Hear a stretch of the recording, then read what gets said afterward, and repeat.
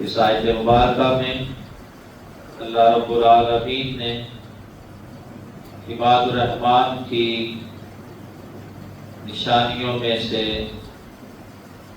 5ویں نشانی بیان فرمائی ہے، اور سورہ فرقان کا یہ آخری رکوع ہے جس میں عباد الرحمن اللہ کے بندوں کی نشانیاں اور صفات اور خوبیاں اللہ پاک نے بیان کی ہیں۔ ان نشانیوں کا تعارف حاصل کرنا، ان کو سمجھنا اور ان صفات علیہ کو اپنے اندر پیدا کرنا ہر مومن کی، ہر مسلمان کی ذمہ داری اور بہت بڑی کامیابی ہے۔ اس سے پہلے 4 صفات کا تذکرہ ہم کر چکے ہیں۔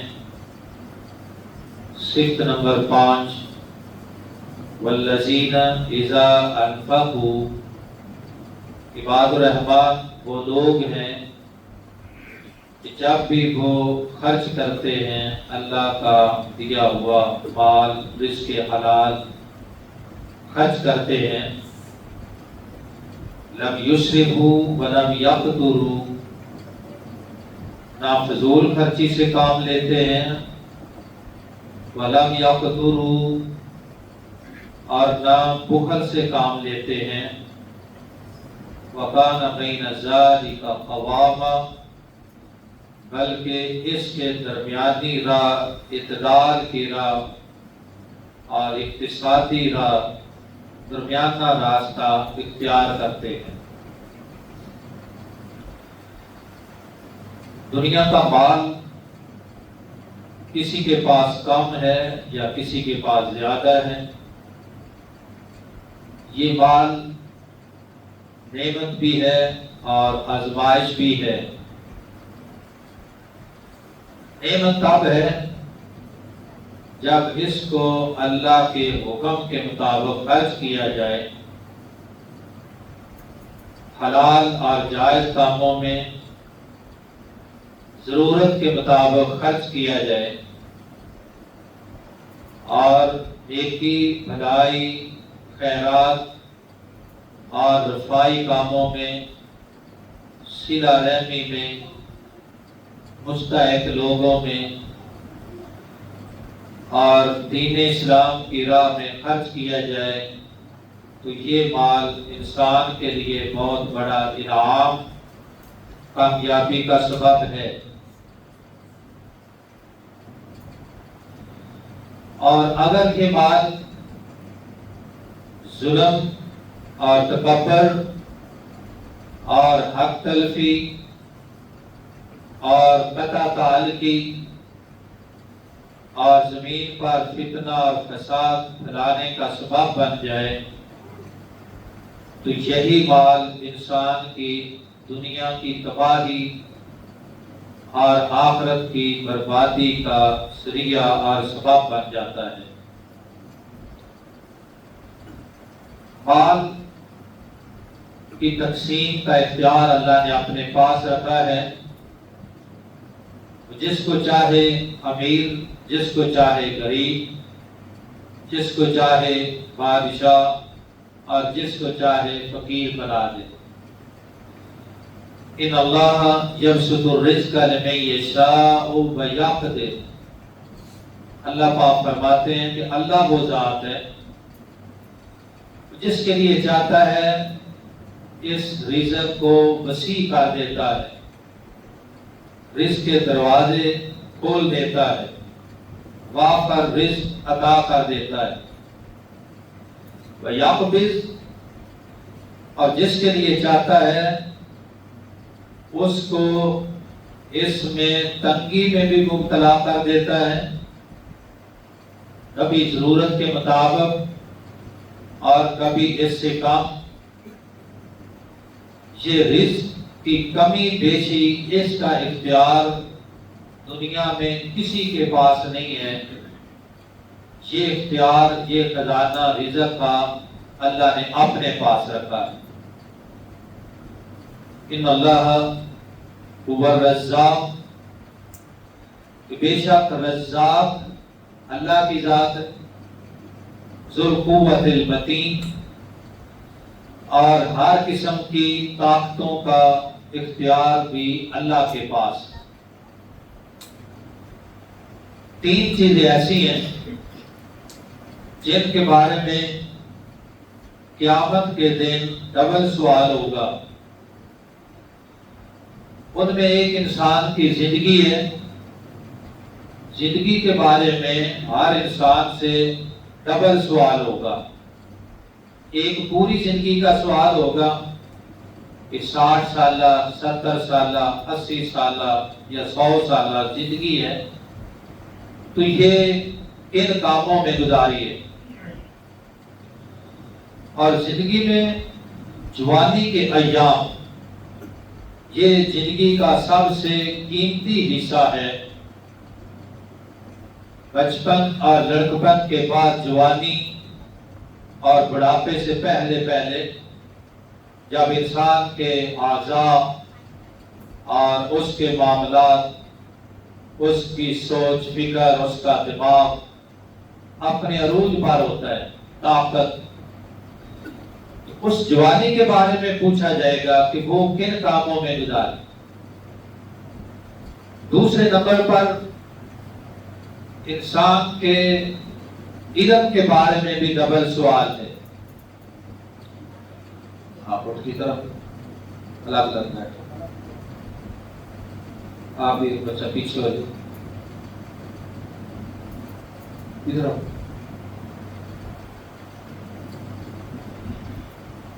علم کے بارے میں یہ پوچھا جائے گا کہ علم حاصل کون سا کیا۔ اب ایک علم دنیا کا اور ایک دین کا۔ اللہ پاک نے اجازت دی ہے کہ دنیا کا علم حاصل کرو، مگر فقط دنیا کا علم اور دین سے دوری یہ پہلا جرم ہوگا کہ علم کون سا حاصل کیا۔ اگر انسان یہ کہتا ہے کہ میں نے دونوں علم حاصل کیے، دین بھی سیکھا، دنیا بھی کمائی، تو اللہ پاک کو اعتراض نہیں۔ اگلا سوال یہ ہوگا کہ جو دین کا علم سیکھا اس پر عمل کہاں تک کیا، کیونکہ علم کا مقصد سیکھنا نہیں بلکہ سمجھ کر اس پہ عمل کرنا ہے۔ تو علم کے بارے میں بھی ڈبل سوال، علم کون سا حاصل کیا اور پھر عمل کہاں تک کیا۔ جہاں بھی بے شمار لوگ پکڑے جائیں، کیونکہ کتنے ایسے علماء ہیں، دنیا داروں کو چھوڑو، علماء کا طبقہ، بڑے بڑے سکالر اور بڑے بڑے پی ایچ ڈی اور بڑے بڑے مفتی اور شیخ اور عظام، لیکن جب عمل کی باری آئی تو دیکھنے میں پتہ چلا کہ یہ بھی مال کا، دنیا کا، عہدے کا اور دولت کا، دنیا کے اس مال کا حریص اور دنیا کے مال کا بھوکا۔ تو جو دنیا کا بھوکا ہے، دنیا کے مال کا پجاری ہے، اس نے اپنے علم کو نہیں سمجھا، عمل نہیں کیا۔ نمبر 3، مال کے بارے میں ڈبل سوال ہوگا۔ پہلا سوال کہ مال کمایا کیسے، جائز طریقے سے یا ناجائز، حلال کا مال کمایا یا حرام کا، دونوں طرح سے مل جاتا ہے۔ اگر کوئی حرام طریقے سے کمائے گا، اور اس میں آج اکثریت نظر آتی ہے، اس کو بھی مل جائے گا، اور جو جائز اور حلال طریقے سے کمائے گا اس کو بھی مل جائے گا۔ تو پہلے سوال پاری اکثریت کو پکڑ لیا جائے گا کہ تمہارا ذریعہ معاش حرام کا ہے یا ذریعہ معاش ٹھیک ہے مگر نیت میں فطور اور اس میں خرابی، دھوکہ، فراڈ ملاوٹ، بے ایمانی آج ہمارے معاشرے میں یہ اتنی عام ہے کہ لوگ زبان سے خود کہہ دیتے ہیں کہ جی اس کے بغیر کاروبار چلتا نہیں، جھوٹ بولنا پڑتا ہے اور حقیقت کو چھپانا پڑتا ہے، فراڈ کرنا پڑتا ہے تب کاروبار چلتا ہے، ایمانداری سے کاروبار نہیں چلتا۔ یہ لوگ فخر کے ساتھ آج ہیں۔ تو ایسے لوگ پہلے سوال پر ہی پکڑ لیے جائیں کہ تمہارا آمدن کا جو سورسز تھا وہ ہی حرام کا ہے، حرام کمایا، حرام کھایا، حرام بچوں کو کھلایا، ایسے شخص کی کوئی عبادت اللہ کی بارگاہ میں قبول نہیں ہوتی، نہ نماز، نہ روزہ، نہ حج، نہ زکوٰۃ، نہ قربانی، نہ صدقہ، نہ زکوٰۃ، کوئی عبادت اس بندے کی قبول نہیں جس کا رزق حرام کا ہے، لباس حرام کا ہے، گھر بنا ہوا حرام کے پیسوں کا ہے، اولاد کو حرام کھلایا ہے۔ تو ایسے شخص نے دنیا میں چند دن عیش تو کی، مگر اس کے بعد خاسرت دنیا والآخرہ، دنیا اور آخرت کا خسارہ اس کے پلے۔ دوسرا سوال کہ مال کمایا تو حلال طریقے سے ہے مگر خرچ کہاں پہ کیا، یہ مال کا دوسرا سوال۔ کتنے ایسے لوگ ہیں کہ کماتے تو جائز ہے مگر جب پیسہ زیادہ جمع کر لیا تو پھر اس پیسے کو شیطانی کاموں میں، تکبر کے کاموں، ظلم کے کاموں اور ریاکاری، دکھاوا، چتراہٹ، سیاست، ان کاموں میں اس مال کو بے دریغ خرچ کر دیا اور جہاں ضرورت تھی وہاں پہ نہیں کیا۔ اس دوسرے سوال پر بھی اکثریت پکڑی جائے گی کہ تمہارے پاس پیسہ تو جائز تھا مگر اس کو ناجائز کاموں میں کیوں خرچ کیا؟ یہ تو ایک اللہ پاک کی نعمت تھی، ایک فضل تھا، تم نے اس کا غلط استعمال کیا، اس کا جواب دو۔ اور جس نے دنیا میں خیانت کی پھر قیامت کے دن اس کا کوئی پرسان حال نہیں، اس کو خود ہی جواب دینا پڑے گا، کوئی اس کی جگہ آ کر اس کا مقدمہ نہیں لڑے گا کہ اس کا جواب میں دیتا ہوں۔ کس کی جرت؟ نہ کوئی وکیل ہوگا اور نہ کوئی سفارشی ہوگا، نہ کوئی حمیتی ہوگا، نہ کوئی مددگار ہوگا۔ تو عباد الرحمان کے بارے میں اس آیت میں اللہ پاک فرماتے ہیں والذین اذا انفقوا، عباد الرحمان اللہ کے بندے، محبوب بندے، فرما بردار بندے وہ ہیں کہ جب وہ خرچ کرتے ہیں اللہ کے دیے ہوئے مال کو لم یسرفوا، تو وہ اسراف نہیں کرتے۔ اسراف کا معنی فضول خرچی، اور ایک اور لفظ قرآن مجید میں آیا ہے ولا تبذر، فضول خرچی نہ کرو، ان المبذرین کانوا اخوان الشیاطین، کہ بے شک فضول خرچی کرنے والے شیطانوں کے بھائی ہیں۔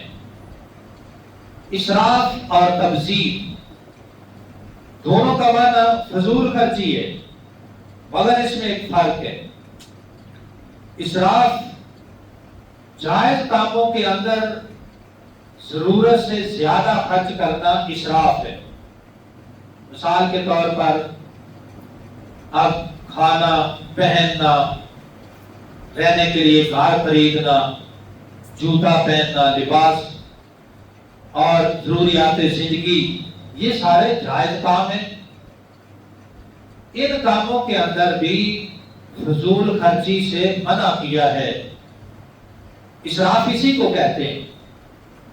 اس کی مثال کہ بعض بھائی وضو کے لیے ٹوٹی پہ بیٹھتے ہیں، اس ٹوٹی کو کھول دیتے ہیں۔ اب پانی تو استعمال کرنا ہے وضو کے لیے، جائز کام ہے، ضروری ہے، مگر وہ ایک بندہ 10 بندوں کے برابر پانی ضائع کر دیتے ہیں، یہ اسراف ہے۔ وضو میں اسراف ہے، پانی ضائع کرنا اسراف ہے، ضرورت سے زیادہ کھانا کھا لینا یہ کھانے میں اسراف ہے۔ رسول اللہ صلی اللہ علیہ وسلم کی سنت، آپ کا طریقہ، آپ کا عمل کیا تھا کہ آدم کے بیٹے کے لیے چند لقمے کافی ہیں جس سے اس کی کمر سیدھی رہے۔ یہ نہیں ہے کہ جانوروں کی طرح انسان کھائی جا رہا ہے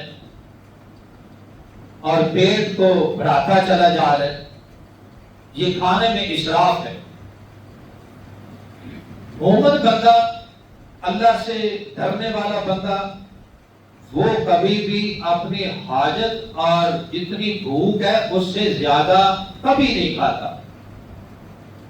ہاں، کافروں کی یہ نشانی ہے کہ وہ جب کھاتے ہیں تو اتنا کھاتے ہیں جیسے جانور کھاتے ہیں، جانوروں کی طرح کھائے جا رہے ہیں۔ ایک کافر، صحابہ کرام نے اس کو گرفتار کیا، نبی پاک نے کہا کہ یہ ہمارا قیدی ہے، اس کو باندھ دیا جائے۔ پھر کہا کہ اس کے کھانے کا بھی خیال رکھنا۔ تو وہ ایک ٹائم 7 بکریوں کا دودھ پیتا تھا، صرف دودھ۔